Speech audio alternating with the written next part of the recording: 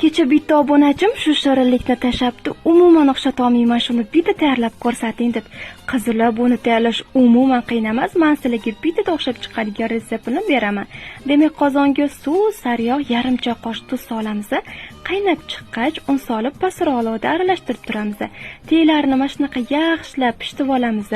To'g'ragan massamizga bitta tuxum chaqib aralashtirib olsak bo'ldi. Massamizni shunaqa silliq holatga kelganda konditor qopchasiga solib olamiz. Agar silada bo'lmasa, oddiy qoshiqda solib chiqsanglar ham bo'ladi. 180 gradusga yuboramiz, tezda kremni tayyorlab olamiz. Issiq kunlarda men morojniy kremdan foydalandim. Qaymoq bilan sug'ushonli molaqoyimizni ko'pirtirib olsak bo'ldi. Pishib chiqqan eklerlarimizni ichini krem bilan to'ldiramiz.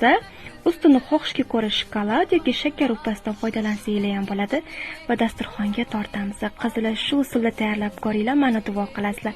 Yana qanaqa shirinlik tayyorlab ko'rsatsa yozib qoldiringlar.